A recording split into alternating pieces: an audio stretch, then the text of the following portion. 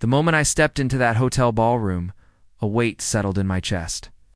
It wasn't the buzz of conversation or the clinking of champagne glasses. It wasn't the polished smiles of people trying too hard to impress each other. Oh. It was her. Claire, my wife of 8 years, the woman I had trusted with every vulnerable part of myself.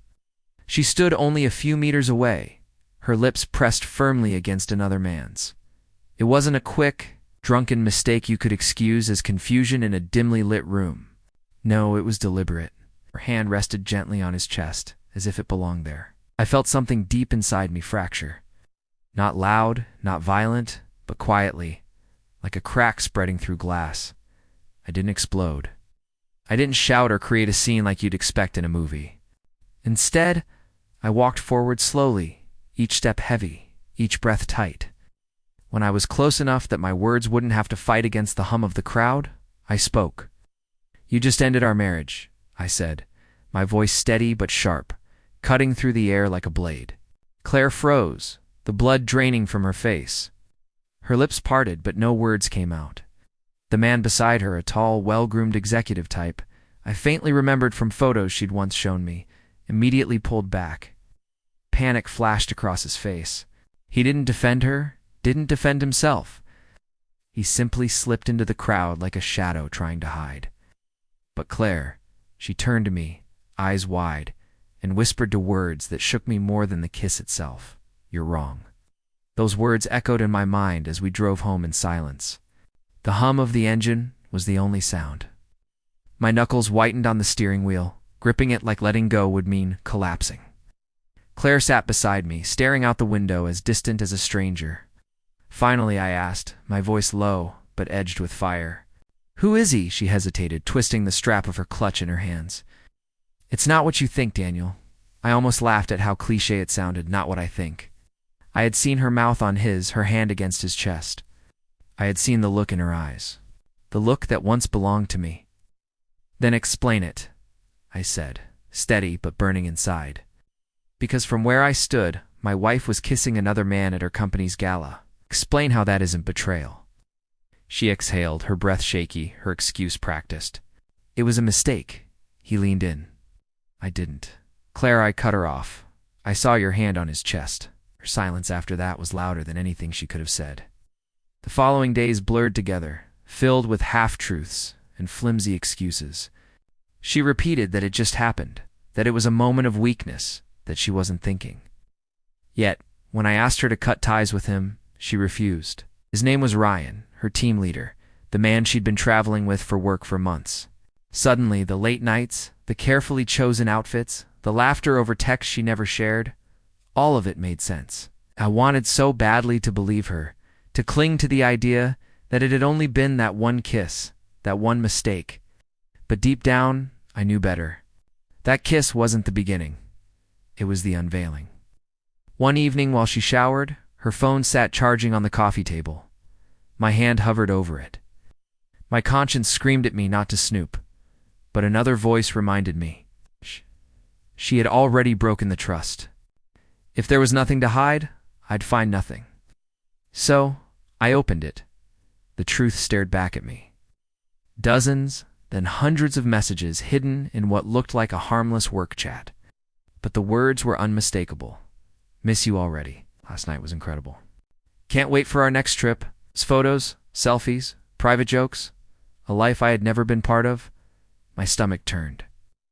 By the time Claire walked into the room in her robe, I was sitting there like a ghost, her phone in my hand. "Daniel," she whispered, her face pale. "You went through my phone?" I met her eyes, my voice quiet but firm. "I went through the life I thought I knew, and I found the truth." We didn't talk that night. We didn't sleep in the same bed. I lay awake staring at the ceiling, replaying 8 years of our marriage, our vows, the home we built, the future we planned, where they all lies. Or had she simply changed into someone I no longer recognized? The next morning, I packed a bag and left, not out of rage, but because staying meant letting pain fester into something darker. She sent texts all day. "Apologies, please. Explanations. I love you, Daniel. It didn't mean anything. He's no one. You're my husband." But betrayal doesn't need the other person to mean something. It's the act itself that poisons everything. A week later, she showed up at the small apartment I had rented. No makeup, no perfect presentation, just Claire readied and raw. "Please, can we talk?" she asked. I let her in. We sat across from each other at the kitchen table, a distance between us that no amount of leaning could cross. "Why him?" I asked.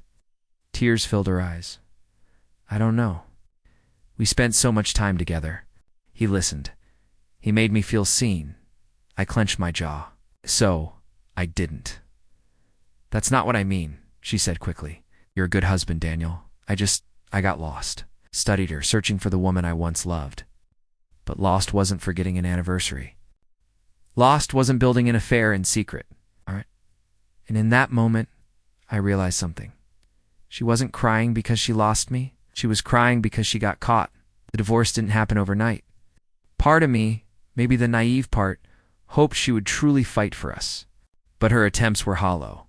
Flowers, messages, empty words, never the hard choices, never true honesty, never cutting him off. I spoke to Ryan once. I called him from an unknown number. "You ruined my marriage," I told him, beside irritated. "Look, man, it wasn't serious. She's the one who I hung up before he could finish. Not serious, as if that made it easier. As if reducing my wife to nothing more than a fling dulled the knife in my chest. Months passed. The papers were signed. Friends took sides. Her family begged me to forgive her, to remember the good years. But forgiveness isn't something you hand out because it makes other people more comfortable. 6 months later, I ran into her at a coffee shop. She looked worn down, thinner, dimmer somehow. "Daniel," she said softly, "I just wanted you to know. I ended things with him. It's over." I nodded. "Good for you." She looked at me, a flicker of hope in her eyes. "Do you think we could ever know?" I said gently. "Because the night I caught you, I didn't just lose a wife. I lost the version of you I could trust, never to put me in that position." Her eyes welled up, but she didn't argue. She just nodded, whispered, "I'm sorry," and walked away. It's been a year now. The pain isn't sharp anymore. It lingers more like a scar. Quiet, but always there waiting to ache when the weather shifts. I've started dating again slowly. I don't check phones. I don't demand constant explanations, but I carry the memory like a warning sign. Trust, but not blindly. Sometimes I replay that night in the ballroom. The music, the crowd, the kiss. I remember the words I spoke. "You just ended our marriage." And her reply, "You're wrong." She wasn't wrong because we stayed together. We didn't. She was wrong because she thought denial could erase betrayal. But once someone shows you who they are in the shadows, you can never see them the same way in the